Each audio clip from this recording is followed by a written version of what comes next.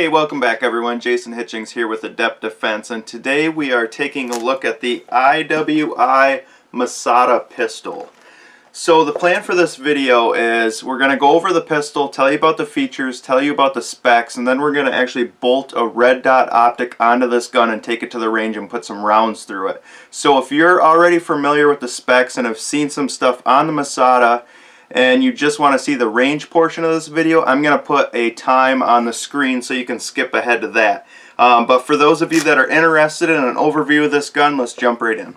Alright, first off we're going to check out what's in the box and what comes with this gun, and then we'll get into some features of the gun. So we open up the box and we've got your normal literature and everything, the manual and everything that comes with the gun, all your normal stuff.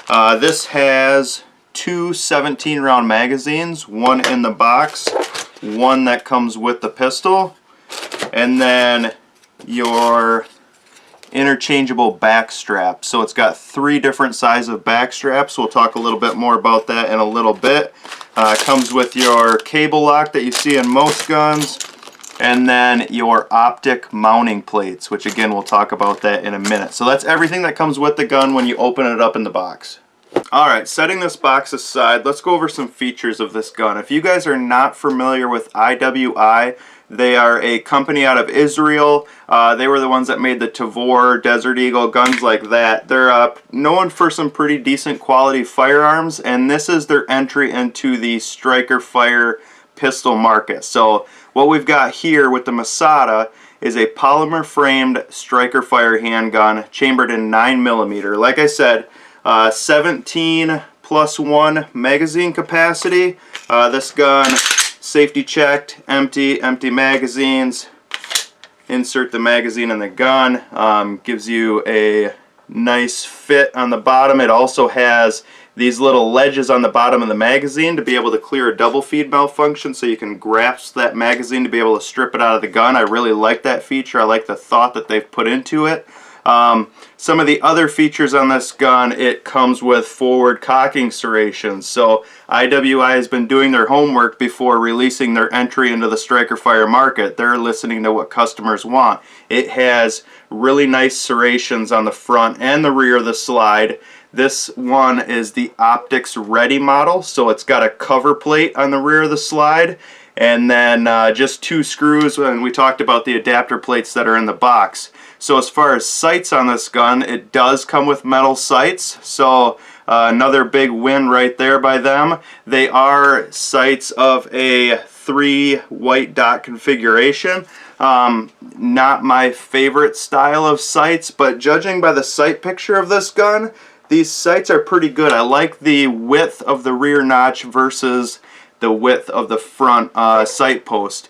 It does give you a nice sight picture. I think these would be a pretty good trade-off between accuracy and speed. So nice set of sights right out of the box. But if you're gonna buy this gun, hopefully you've kind of thought about the possibility of putting a red dot on it. So I'm a huge fan of red dots on handguns. I've talked about it in a lot of videos so far. So I thought they've really done their homework as far as making their entry into this market, making it red dot compatible right out of the box. So talking about the red dot compatibility, now it comes with a bag with your adapter plates for your different optics. So let me pull one out here. So let me point out on the bag, it gives you a rundown of what comes in the bag. So it's got your plate for the Delta Point Pro, for the Trujicon RMR, the Vortex Venom, and the SIG Romeo. So those are some of your most popular optics on the market right now. It is compatible with all of them. The other nice thing is it comes with the hardware to mount it, so you don't have to buy separate screws and reach out to some other company to get mounting screws to be able to put your optic on this gun. Another nice thing, it does come with the Allen wrench tool to be able to fit the screws to put the optic on the gun. So they've kind of done their homework as far as equipping this gun with a lot of the features that I look for these days in a gun. Now some other things that this has is it does have a trigger safety, very similar to like a Glock style trigger. It does not have a manual thumb safety, which I'm a fan of. I'm not I'm not somebody who really likes manual thumb safeties on my defensive guns, but with this, the safeties internal and then the trigger safety combination, it's plenty safe to carry for concealed. And then the other thing, this gun is fully ambi friendly, so it has not only an ambi slide release lever both sides of the gun, it also has full ambi mag release button, which is on both sides of the gun. It's not just reversible. A lot of them these days have a reversible mag release button so you can swap it to the other side if you're a lefty. In this case, it's completely ambi button on both sides of the gun, very similar to like the P10 lineup from CZ. So I think that's a nice feature. The magazines are really high quality, nice metal magazines. They do say made in Italy on them, so the research that I've done, they are most likely made by Metgar, so high quality magazines. They do drop free really well out of the gun.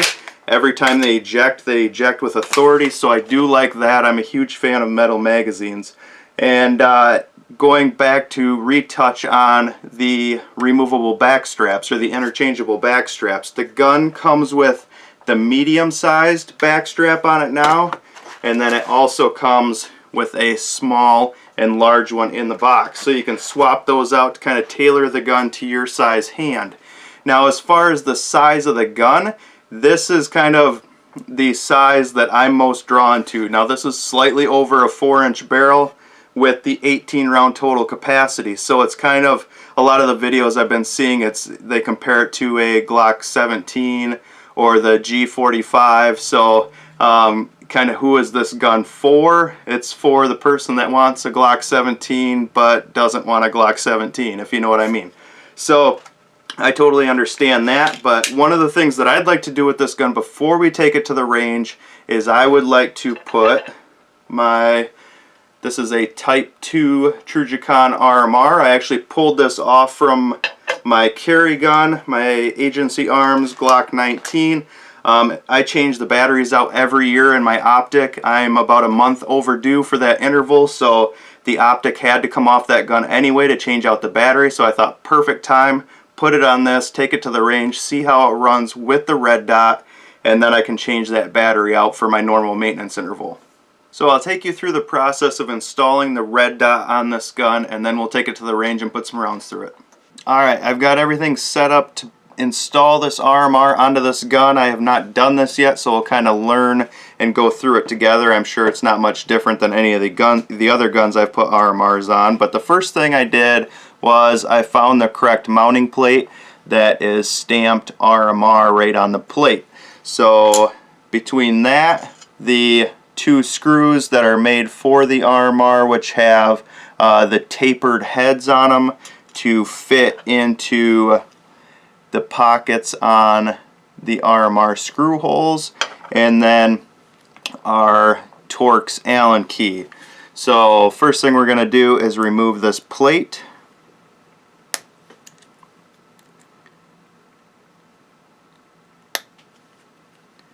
Which it feels like they put a little dab of Loctite on there from the factory, which is a good thing, so you don't have to worry about, if you're just shooting iron sights, these screws are not going to back out on you and have that plate come off, which I am seeing blue residue from a little dab of blue Loctite that was on these screws from the factory, so I'll show you on this screw when we pull it out. Alright, so you can see, the camera will focus on that, the blue Loctite on that screw. So when I reinstall this plate, when we're done with this review, I will put a little dab of blue Loctite back on those threads so this plate will not fall off on whoever buys it if they don't choose to put their own optic on it. So underneath you can see the mill work that they have to interface our adapter plate to the slide. So we're going to take our RMR plate. Now, one thing to point out on these plates is they are made of polymer. Normally the optic ready guns that I've had in the past, like I've got the Glock 19 MOS, those have aluminum plates.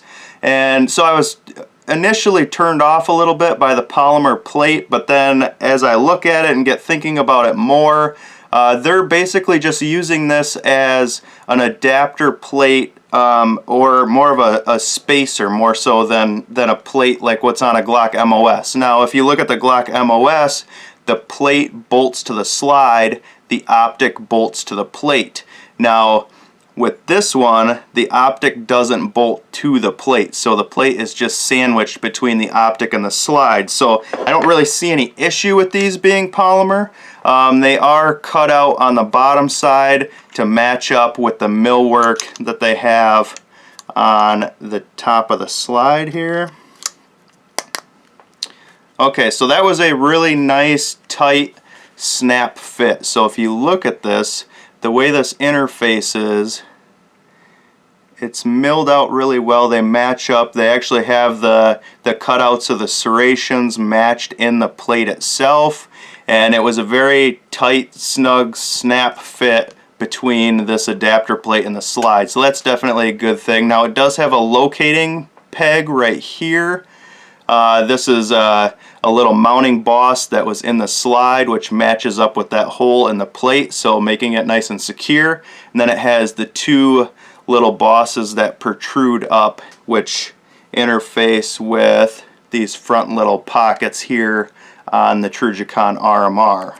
So set the RMR down on here. Nice tight fit, just holding it down. As you can see, it fits really nice on that adapter plate.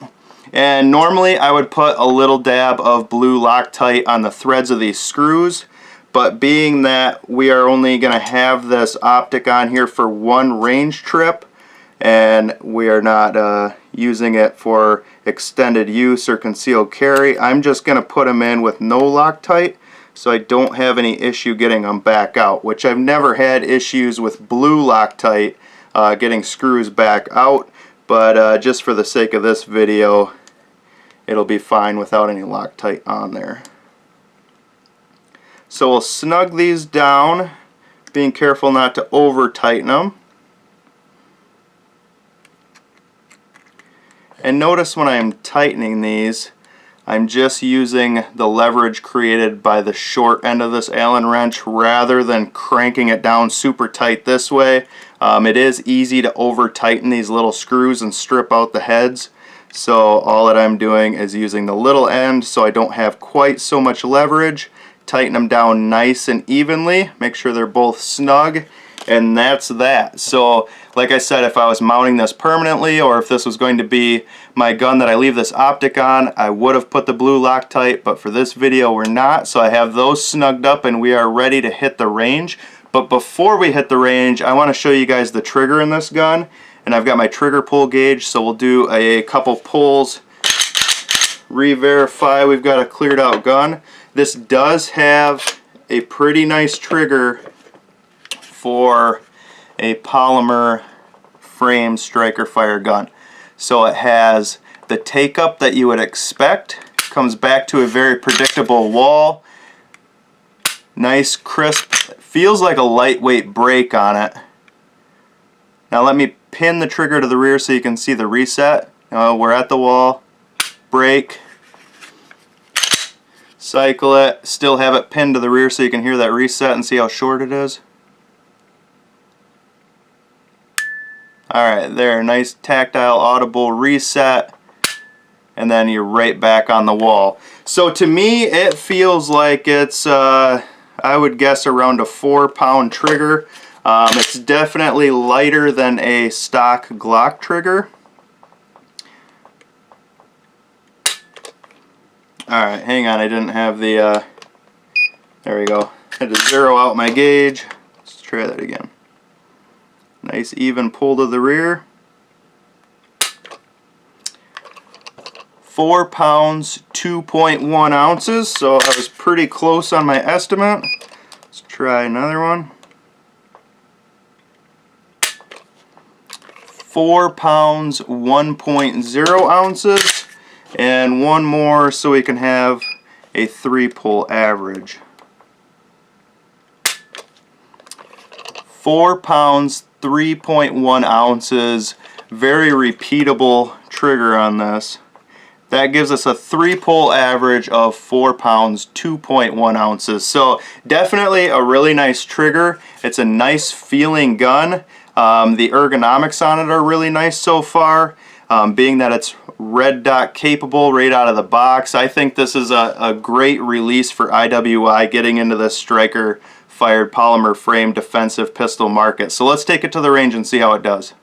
Alright, at the range I've got an 8-inch steel plate there at 10 yards. Let's put this first magazine through the Masada, see how it does.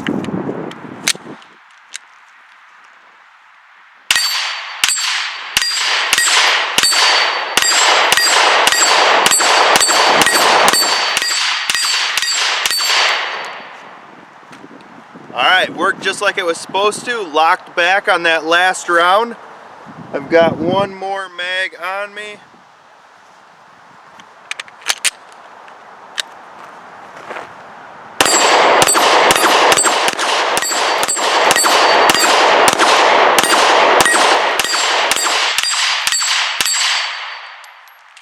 Alright, once again locked back on that last round, functioned perfectly. We'll load these back up and put some more rounds through it. Alright, first impression with this gun after putting the first 2 mags through it was it kind of feels a lot like a CZ P10C to me. It's got the nice squared off trigger guard, kind of like a P10. The ergonomics are really good. It fits in the hand. It's very comfortable to shoot. So that's kind of what it reminds me of. The P10 to me has a little bit more of muzzle snap of a recoil impulse than a Glock does. Was kind of my opinion after shooting both of them, and this one feels a lot like that. It might have a little bit different recoil spring weight than what I'm used to with shooting Glocks, and then plus pair that with 115 grain ammo to where normally I would shoot 124 or 147, which usually has a little bit different recoil impulse too. So combining all that together, my first impression, it felt a lot like a P10C to me. As far as the optic goes, I really like the way it's mounted, the height over the slide. It's not mounted up too high. Some of them with the adapter plates, it puts them up a little bit higher than I think they should be. This one feels pretty natural. As soon as I present the gun, I pick up the dot quickly. I can track the dot under recoil well. So we've moved it back to 25 yards. Gonna try a magazine back here, see how we do.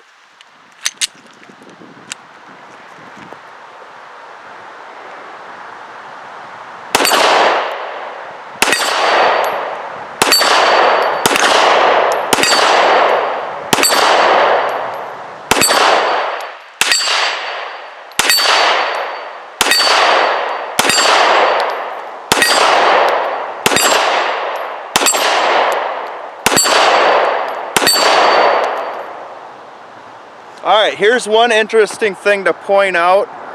The gun just locked open. I've got 1 round left in that magazine. So it locked back as if it were empty, but it wasn't quite empty. So just something to note. Alright, I did miss one of those rounds. That was me. The dot wasn't quite back onto target. I broke the shot a little bit too soon, expecting that dot to track back up a little bit faster than it did. So that was me rushing on the trigger. But 17 rounds, 16 of them ended up on the steel plate at 25 yards. I'm pretty happy with that. The trigger in this gun is one thing that's really nice, and that's probably another thing that reminds me of the P10C. The P10 has that really nice out-of-the-box trigger. This one mirrors that very well.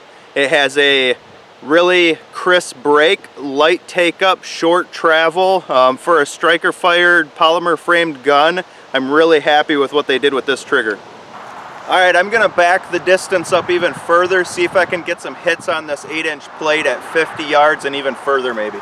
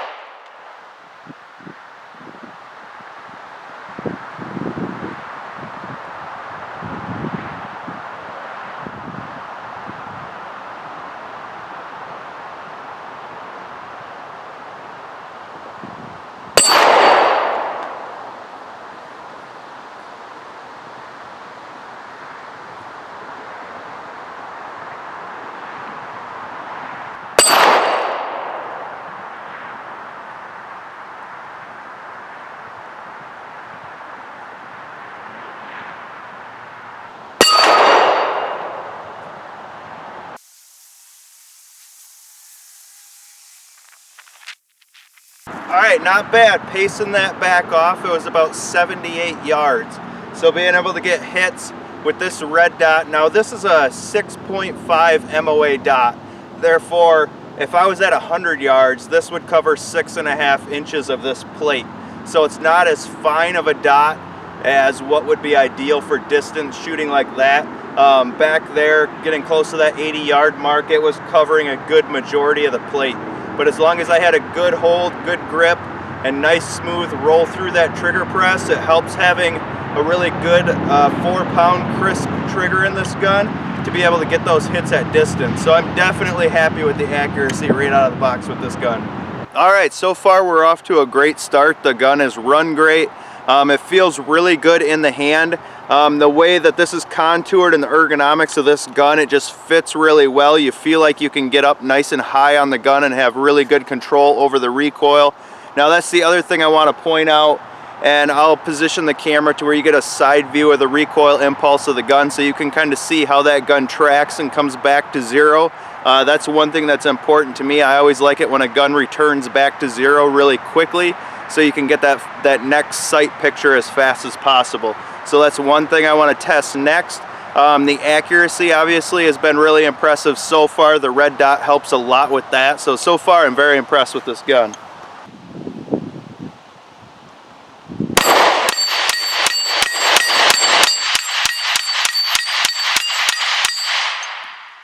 Alright, now that was a pretty fast cadence of fire to go through that whole magazine, but under recoil, just tracking this red dot, the dot would come up above the target and settle right back down on it. So the return to zero is excellent.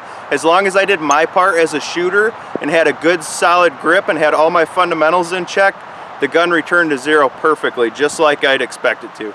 Alright, this is the magazine that locked back to slide lock when I had one round left the last time I fired through it.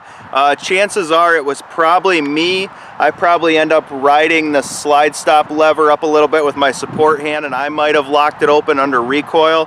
But I want to verify the functionality of this magazine and make sure it was indeed me and not an issue with this magazine. So we're going to put another 17 rounds through this. Make sure that it goes all the way to the last round before it locks back.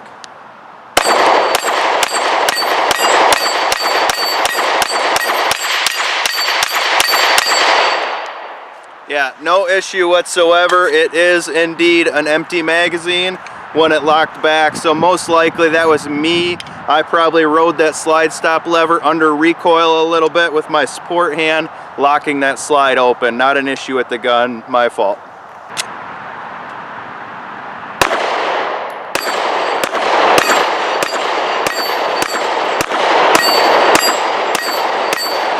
Alright, we're about 120 rounds in so far. So far the gun has run great. I've been really impressed with it so far. Tracking that red dot is a breeze on this gun. The mounting system I'm a fan of. I really don't have anything negative to say about this gun at this point. Alright, we're going to wrap up the shooting right there. We've got some rain starting to roll in, and rain and camera equipment aren't really friends. So, but awesome experience shooting the Masada for the first time, and great job to IWI for rolling out a really nice striker fire pistol. You know, for their entry into that market, they pretty much checked all the boxes and did a great job. It's got everything I really look for in a defensive gun, and having an optics ready model right out of the box it's awesome. So I would expect that, being that this is more of a duty size gun, I would think in the future they might roll out something very similar to this, but in a little bit more of a compact size. So that's probably something to look for in the future. But big thanks to Retro Firearms in Petoskey, Michigan, our channel sponsor. They hooked us up with this gun on loan for this testing and review process. And I kind of saved the best part for last with this. They have this gun priced well under $500. So if you bought this gun from pretty much any other competing manufacturer with an optic ready version with all the features that this has, the price point's going to be well above this. So to have all this packed into this package for sub $500, I think, you know, you really can't beat this gun. So if you haven't committed to a certain brand or platform yet, and you're looking to get into the red dot optic world on your pistol, this is a great option, definitely something to look at. So if you're in the Northern Michigan area, hit up Retro Firearms, retrofirearms.com. So big thanks to them to providing this gun for our use today. So this will go back on their shelf this week. This gun is currently for sale in the store, so definitely go in and snag it up. I'm Jason Hitchings with Adept Defense. Seek training, become adept.